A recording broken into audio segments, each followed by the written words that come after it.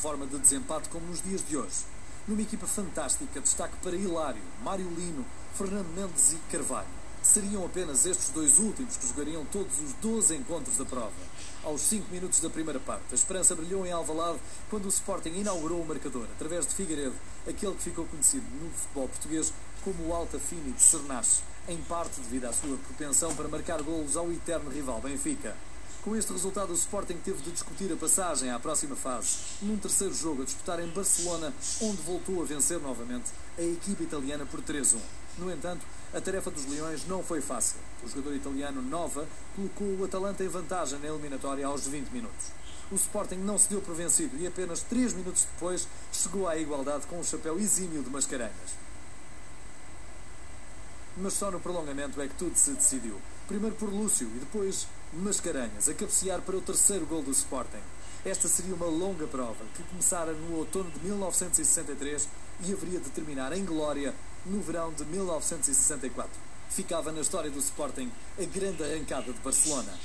Ultrapassado o Atalanta, coube ao Sporting defrontar nos oitavos de final a equipa do Apoel Nicosia, do Chipre. No jogo da primeira mão, no estádio José Alvalade, a 13 de novembro de 1963, o Sporting venceu por 16-1, o que continua a ser a maior goleada em provas das competições europeias. O primeiro gol foi apontado por Mascarenhas, logo aos 5 minutos. Num jogo disputado debaixo de chuva, apenas 2 minutos depois, o médio Ferreira Pinto fazia o 2-0.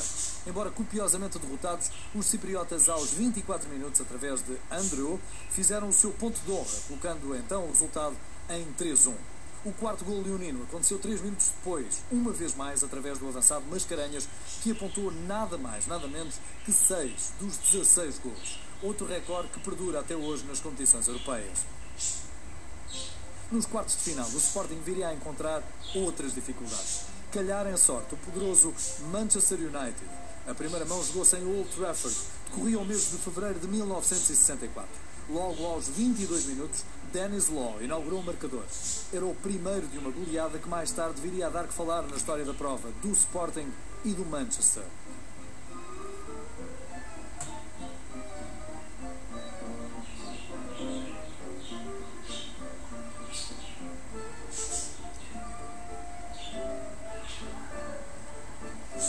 Com um gol anulado a Mascarenhas e a vencer por 2-0 no intervalo, com ambos os gols apontados por Osvaldo Silva, o Sporting anulou a vantagem dos ingleses logo no início da segunda parte.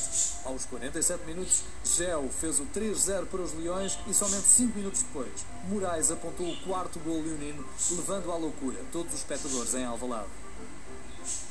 O impensável estava conseguido. O Sporting estava à beira de eliminar o poderoso Manchester United com um resultado estrondoso na Europa do futebol. Osvaldo Silva, o melhor em campo, soberbo na marcação de um livre aos 19 minutos do segundo tempo, fixou o resultado em 5-0, apontando o seu quarto golo na soma das duas mãos frente aos ingleses. Estava assim escrita uma das mais belas páginas na carreira do Sporting na Taça dos Vencedores das Taças, ou como haveria de ser escrita na imprensa da manhã seguinte, uma proeza sensacional deste fantástico grupo de jogadores. Depois dos sempre incómodos italianos, os ingênuos cipriotas, os Leões acabavam de derrotar o Manchester United. No entanto, muito haveria ainda por contar. Nas meias finais, o Sporting defrontou o Olympique de Lyon. O 0-0 de França pôs os Leões a um passo de Bruxelas, adiada para Madrid após um novo empate, desta feita em Alvalade por 1-1. Na capital espanhola, no estádio metropolitano do Atlético de Madrid, a 5 de maio de 1964, começou então a escrever-se o Maio de 64 do Sporting. A assinatura ficou a cargo de Osvaldo Silva, quando aos 64 minutos apontou o único gol do desafio. Soberba execução de um grande jogador, um jogador de gênio, através dos tempos do melhor que desembarcou do Brasil rumo a Portugal.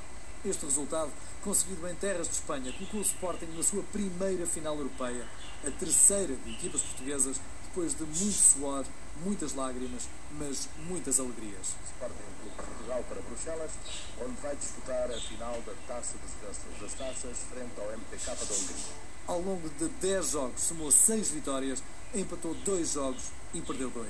Marcou 32 golos, tendo sofrido 10, eliminado o Olympique de Lyon após o desempate de Madrid. Bruxelas era a final conquistada. A final terminou empatada a 3 golos e apenas 2 dias depois o jogo decisivo teve de ser repetido em Antuérpia, onde valeu o Cantinho de Moraes. A Taça dos Vencedores das Taças veio pela primeira e única vez para Lisboa.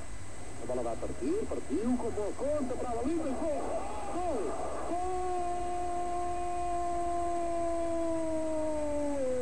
O Sporting, Marco Moraes, diretamente da zona do campo.